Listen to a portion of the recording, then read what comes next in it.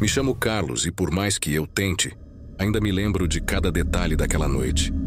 Fazem uns 3 anos desde que aconteceu, mas a verdade é que nunca consegui esquecer. Talvez por isso esteja gravando isso agora. Eu não espero que você acredite em mim. Afinal, não sei se eu mesmo acreditaria se não tivesse visto tudo com meus próprios olhos. Eu cresci numa pequena cidade no interior, onde todo mundo se conhecia.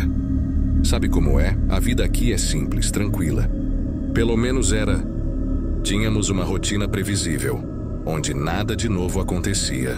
Era o tipo de lugar onde o tempo parece se mover mais devagar. Isso me confortava. Bem, até o dia em que decidi pescar no rio. O tal rio que todos conheciam, mas que poucos realmente visitavam.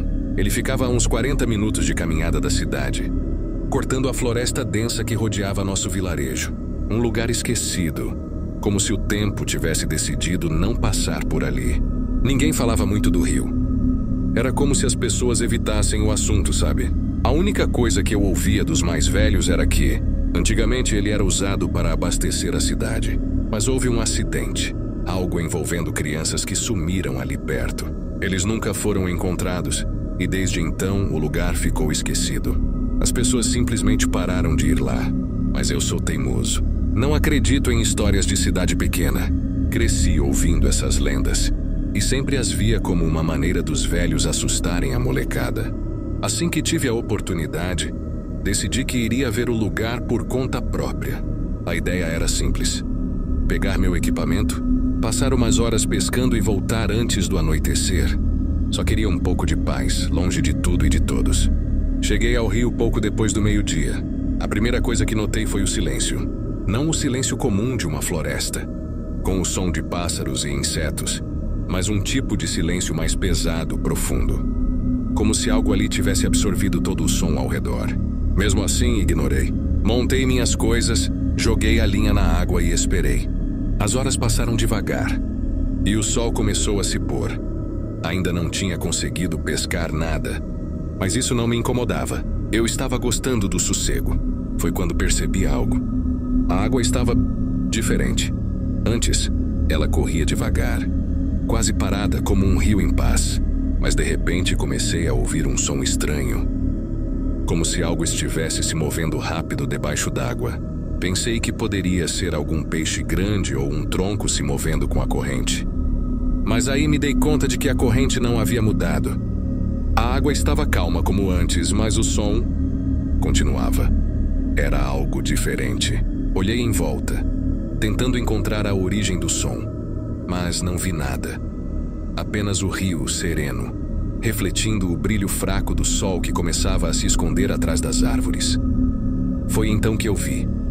Não sei como descrever isso sem parecer louco, mas vi algo emergir da água. Não era um animal, também não era um objeto. Era uma forma, uma coisa. Parecia humano, mas ao mesmo tempo não. Era como se o rio estivesse dando vida a algo que não deveria estar ali. Me levantei num pulo, o coração disparado. A figura estava a uns 20 metros de onde eu estava, parada na superfície da água. A silhueta era de alguém alto, esguio, com os braços estendidos para baixo.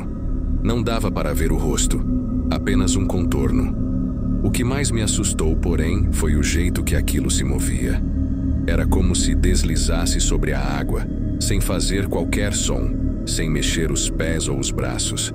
Apenas se aproximava, vagarosamente. Minhas pernas não reagiram no momento. Estava paralisado. A mente tentando achar uma explicação lógica, mas nenhuma aparecia. E aí veio o frio. Um frio gelado, cortante, que tomou conta de tudo ao redor. Era como se o ar estivesse sendo drenado de mim. Respirei fundo, tentando me acalmar.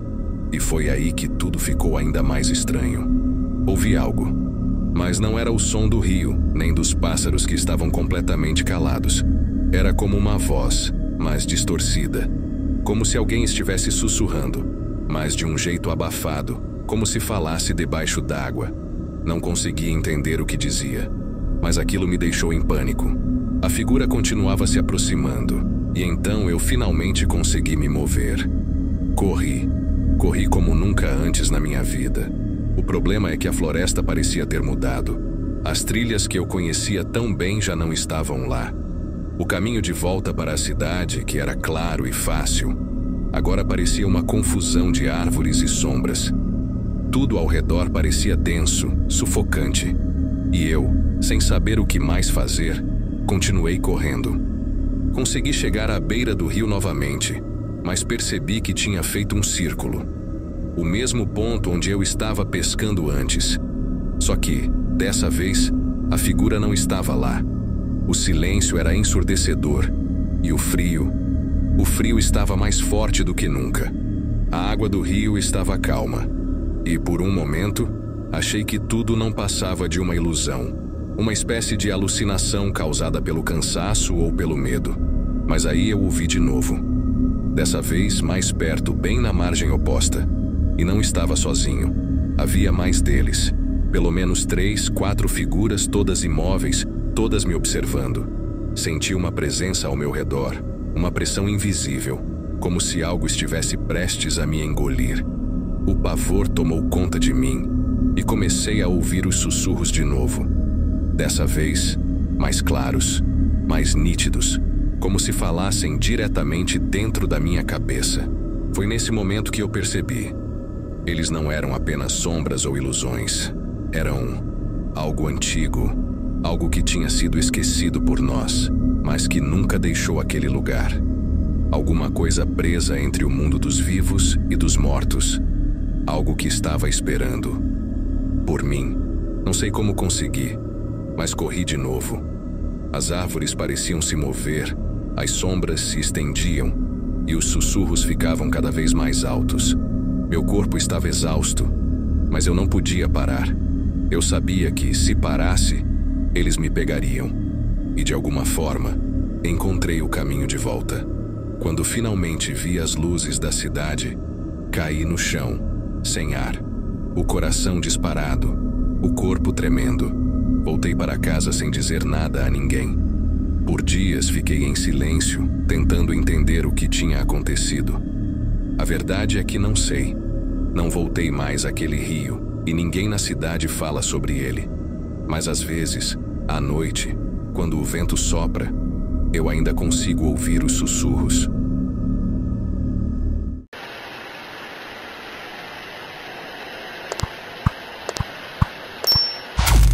Eu nunca acreditei em coincidências. Tudo de alguma forma está interligado. E foi exatamente assim que descobri o que acontecia naquela colina. Não é uma história fácil de contar. Na verdade, estou narrando isso mais para me libertar do peso do que por qualquer outro motivo. Talvez, depois de ouvir isso, você pense que estou inventando, ou que foi só o resultado da minha mente pregar peças em mim. Mas o que aconteceu naquele lugar não foi coincidência, não foi imaginação, foi real. Aconteceu há cerca de 5 anos. Eu trabalhava como geólogo em uma empresa de mineração. Meu trabalho me levava a lugares isolados, muitas vezes longe de qualquer civilização. Durante aquele ano, fui designado para um projeto de exploração em uma área remota no sul do Brasil. Uma região montanhosa, onde sabíamos haver recursos minerais inexplorados. O local em questão ficava perto de uma pequena cidade chamada São Tomé do Vale, um vilarejo quase esquecido, cercado por montanhas e colinas. A cidade em si era curiosa. Havia poucas casas, construídas de madeira antiga, e uma igreja no centro que parecia ser o coração do vilarejo. Pouco mais de 300 pessoas viviam lá, a maioria idosos. Assim que cheguei, fui direto ao ponto. Comecei a explorar as colinas e áreas ao redor, em busca de sinais de depósitos minerais. Parecia um trabalho simples, mas algo naquele lugar me incomodava desde o primeiro dia. No terceiro dia de exploração, enquanto traçava um mapa da área, notei algo estranho numa das colinas mais altas. Era uma formação incomum no solo, como se a terra tivesse sido alterada ou mexida em algum ponto. Havia uma leve inclinação, quase imperceptível, mas ao me aproximar, percebi que o terreno parecia artificial. A vegetação ao redor crescia normalmente, mas naquela área específica, a grama era mais rala. como se o solo por baixo não fosse natural. A curiosidade me levou a investigar mais de perto. Com minha picareta, comecei a cavar levemente a superfície. Não demorou muito para que algo duro surgisse por baixo da terra. Algo que à primeira vista parecia pedra, mas não era. Limpei com cuidado. E logo percebi que estava diante de algo que parecia uma estrutura, uma porta. Era uma grande laje de concreto ou pedra lisa, incrivelmente bem preservada com bordas definidas. Era óbvio que aquilo não fazia parte da formação natural da colina. Aquilo me intrigou. Quem colocaria uma porta no meio de uma colina? E por quê? Tentei movê-la, mas estava firmemente selada. Estava prestes a desistir e chamar meus colegas, quando notei algo curioso. Uma pequena fenda na lateral. Algo que parecia ser uma abertura. Uma espécie de maçaneta embutida no concreto. Decidi tentar abrir. Com um pouco de esforço, e usando a ponta de uma ferramenta, consegui levantar a laje alguns centímetros. Um cheiro forte e seco escapou por baixo dela. Não era um odor de decomposição ou algo podre, mas sim um cheiro de poeira antiga, como se o ar ali dentro não tivesse sido perturbado por muitos anos. Aquilo me deixou hesitante, mas a curiosidade falou mais alto. Com mais força, levantei a porta o suficiente para ver o que havia por baixo. Havia um túnel. Não era muito largo, mas o suficiente para uma pessoa entrar. Parecia escavado de forma rudimentar, sem qualquer reforço de madeira ou metal. Apenas terra e pedra. A inclinação descia alguns metros, mas a luz do dia não alcançava o fundo. Peguei minha lanterna da mochila, ajoelhei-me e iluminei o interior. As paredes do túnel eram irregulares, como se tivessem sido cavadas às pressas. E no fundo, a uns 15 metros de distância, vi algo que me arrepiou. Eram escadas. Escadas que levavam ainda mais fundo. Elas pareciam de pedra, perfeitamente alinhadas, como se tivessem sido esculpidas por mãos humanas. Não eram naturais. Aquilo não fazia sentido. Quem teria escavado um túnel com escadas numa colina no meio do nada? Pensei em voltar para a cidade e relatar o que tinha encontrado. Talvez houvesse algum valor histórico naquele local. Mas mais uma vez, minha curiosidade me empurrou para a frente. O instinto de explorar falou mais alto. Eu não queria passar a vida imaginando o que havia ali embaixo. Queria descobrir por mim mesmo. Decidi descer. Entrei no túnel e caminhei devagar pelas escadas. O ar ali era ainda mais seco e denso, e o silêncio era absoluto. Cada passo ecoava pelas paredes de terra. Ao chegar ao final das escadas, percebi que o túnel se alargava, formando uma pequena câmara. A luz da lanterna revelou que as paredes estavam cobertas de marcas. Não eram desenhos nem símbolos. Pareciam arranhões feitos por algo ou alguém. Mas o que mais me perturbou foi o chão. Havia marcas profundas no solo de pedra, como se algum objeto pesado tivesse sido arrastado ali muitas vezes. E no canto da câmara, vi algo que parecia uma caixa de metal coberta de poeira. Aproximei-me da caixa e, com a ponta da picareta, limpei a poeira que a cobria. Era uma estrutura de ferro, com dobradiças enferrujadas e uma alça quebrada, mas parecia sólida o suficiente para ter resistido ao tempo. Sem pensar duas vezes, usei a picareta como alavanca para forçar a tampa. Depois de um rangido alto e seco, a tampa finalmente cedeu, revelando o conteúdo da caixa. Dentro dela, havia o que pareciam ser documentos antigos, papéis amarelados e frágeis, dobrados com cuidado. No topo de tudo, uma pequena placa de metal com uma inscrição em latim. Não entendo muito de latim, mas uma palavra me chamou a atenção. Custodia, algo que eu sabia significar: guarda ou proteção. Levantei os documentos e vi que, por baixo deles, havia algo mais perturbador. Um pequeno saco de tecido, escuro e maltratado pelo tempo. Meu coração disparou. Por que aquilo estava ali? O que alguém estava tentando proteger ou guardar? Peguei o saco e o abri, encontrando dentro dele pequenos fragmentos de ossos. Havia algo de profundamente errado naquela descoberta. Não era um esqueleto completo, apenas pequenos pedaços, como se tivessem sido deliberadamente quebrados e guardados naquele saco. E no fundo, um anel de ouro, enegrecido pelo tempo. Foi nesse momento que o ar começou a parecer insuportavelmente denso. A sensação de estar sendo observado tornou-se palpável. Eu estava completamente sozinho naquela câmara, mas o ambiente parecia carregado, como se algo estivesse presente comigo, invisível. As marcas nas paredes, os ossos fragmentados e a inscrição na placa, tudo começava a se encaixar numa narrativa que eu não queria acreditar. Tentei me levantar, mas minhas pernas tremeram. Peguei os documentos, o saco e o anel, colocando-os de volta na caixa com pressa. Algo dentro de mim dizia que eu não deveria ter mexido naquilo. A curiosidade, que antes me empurrava, agora me paralisava de medo. O silêncio da câmara era opressor, e a única coisa que se ouvia era minha respiração acelerada. Respirei fundo e comecei a subir de volta pelas escadas, levando comigo a lanterna e a picareta. Cada degrau parecia mais longo do que o anterior, e o peso de saber que algo terrível havia sido guardado ali por tanto tempo me sufocava.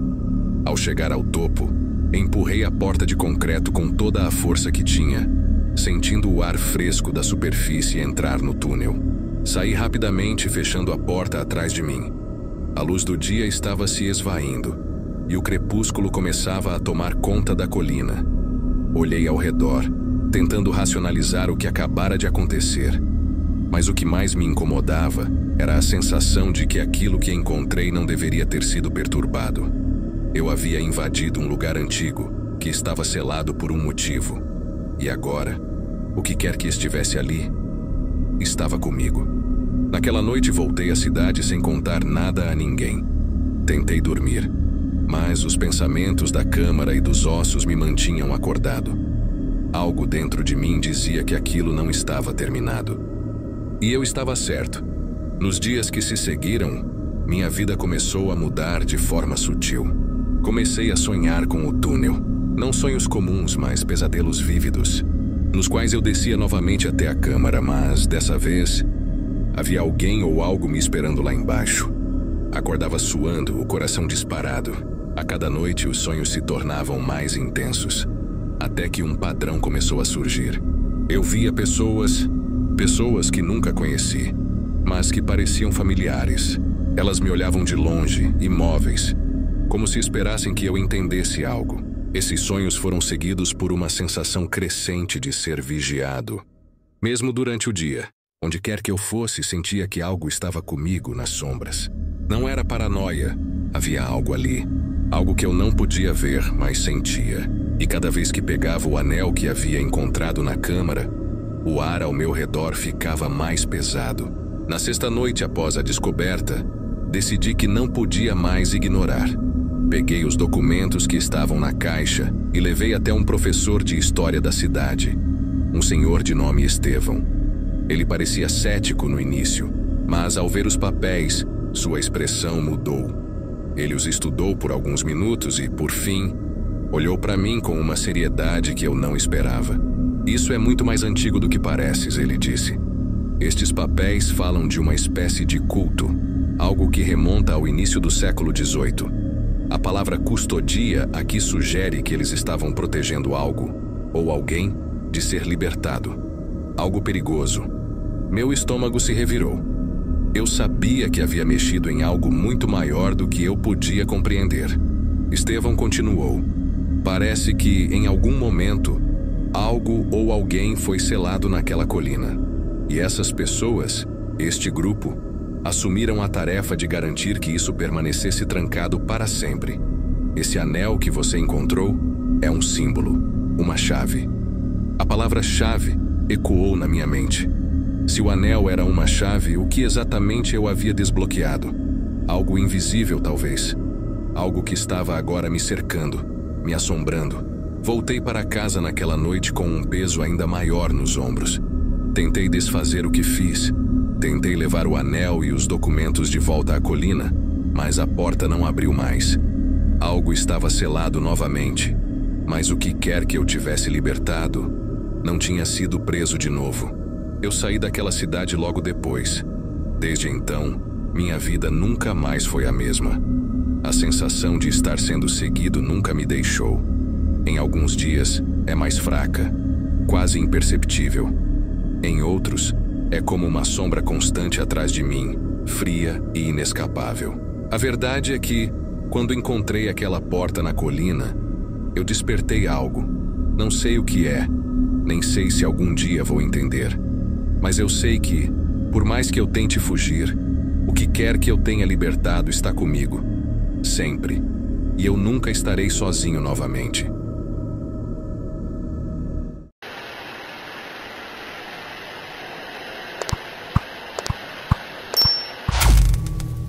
Há pouco mais de 2 anos, eu estava no auge da minha carreira como investigador particular. Era um trabalho solitário, mas o pagamento era bom e eu gostava da sensação de resolver mistérios que ninguém mais conseguia. A maior parte dos casos envolvia traições, desaparecimentos e fraudes financeiras, coisas rotineiras. Mas então, um cliente diferente apareceu e essa história mudou completamente minha percepção do que é normal. O cliente, que vou chamar de Sr. Moreira, era um homem simples, de meia idade, casado, sem filhos. Ele me procurou desesperado porque sua esposa, Sofia, havia desaparecido sem deixar vestígios. Ele explicou que ela tinha saído de casa para o trabalho numa manhã como qualquer outra, mas nunca mais voltou.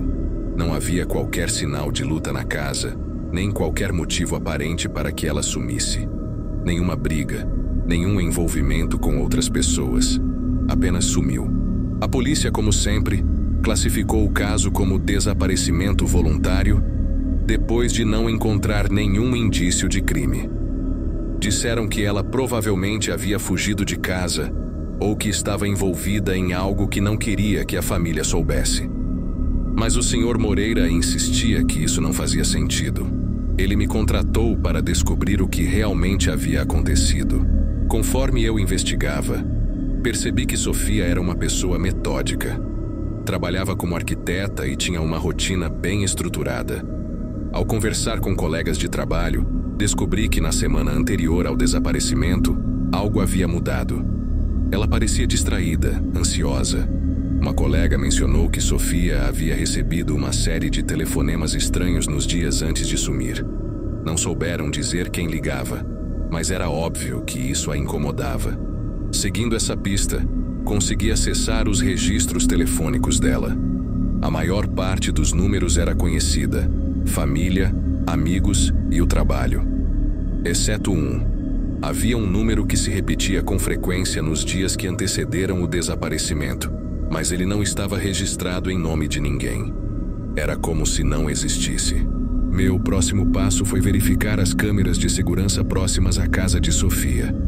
Na manhã em que ela sumiu, uma câmera de um estabelecimento local capturou ela andando na direção oposta ao trabalho, algo completamente fora de sua rotina. Isso chamou minha atenção. Seguindo a rota que ela tomou, vi que a trilha terminava numa área industrial, um lugar decadente, onde fábricas antigas haviam sido abandonadas há décadas. Resolvi ir até lá para ver se encontrava alguma pista. Ao chegar, o lugar era desolador. Prédios em ruínas, janelas quebradas e um silêncio pesado, como se ninguém tivesse pisado ali por anos. Mas enquanto caminhava entre as ruínas, notei algo que não fazia sentido. Uma das portas de um dos prédios estava trancada com um cadeado novo. Parecia fora de lugar, considerando o estado de abandono do local. Minha intuição me disse para investigar mais a fundo. Consegui arrombar o cadeado e entrei no prédio.